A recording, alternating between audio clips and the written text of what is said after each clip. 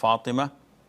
She says, I'd like an explanation of this hadith because the Shia always quote it as evidence to support their arguments.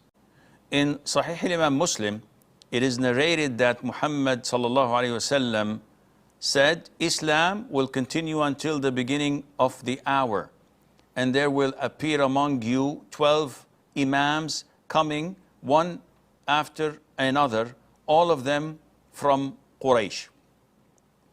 First of all, we as Muslims do not pay attention at all to whatever this deviant sect known as Shia say or claim, because we know that they are usually blatant liars and that they are not telling the truth, and they would hold information and they twist things. And one of the things that twisted is this hadith. The hadith states in the following words as per Sahih al-Imam Muslim and Sahih al-Imam al-Bukhari.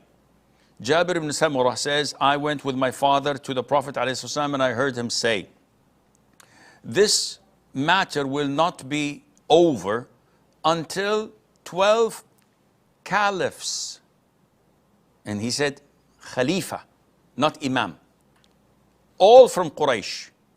In another narration, Islam will still prevail and be strong and in honor up to 12 caliphs.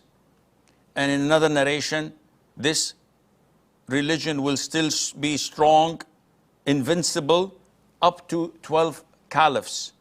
In Sahih al-Bukhari, the hadith was 12 amir, 12 rulers.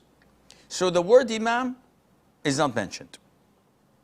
And there is a huge difference between an imam and a caliph or a ruler.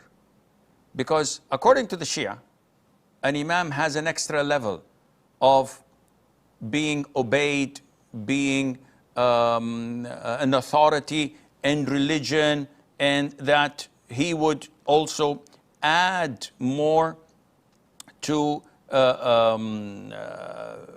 the world by being infallible. They believe that their imams never make mistakes. And all of this is, of course, not true. And a khalifa is a ruler. And he, as per the hadith, rules where Islam is invincible and honored and strong. And none of the 12 of the imams, so-called imams of the Shia, ever had this except for Ali. He's the only one who held the sword and protected his followers as a ruler, as the fourth guided, righteously guided Khalifa. May Allah be pleased with him. And the rest are not known to have ever reigned, let alone have the strength to protect their followers. And specifically the last one of them, number 12, who no one saw, he's hidden for the past 8-9 centuries, as they say, in a cave. No one ever met him. He does not exist.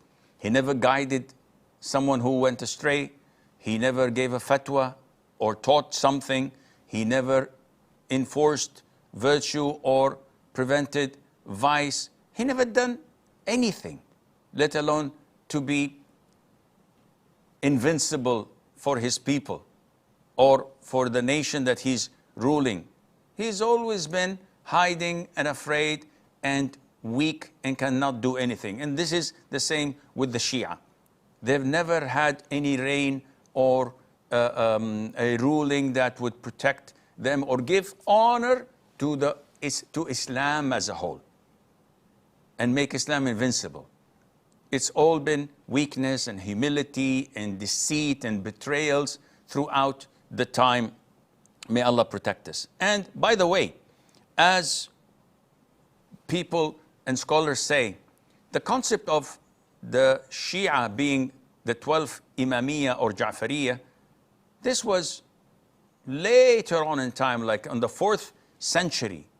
In the beginning, the Shia were divided into cults and sects. So Al-Saba'iyya believed only in the Imamah of Ali. Al-Kisa'iyya, they believed in having only 4 of them, such as Ali, Al-Hasan, Al-Hussein, and Muhammad ibn Ali. And these are Kisaniyya.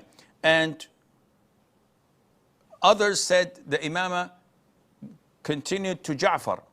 But none of them, again, reigned. And Islam was never invincible or strong in under their reign because they've never reigned. And again, the hadith says specifically and clearly, all of them are from Quraysh. And we know that the Prophet ﷺ was the most eloquent in speech, and he was giving the concise of speech.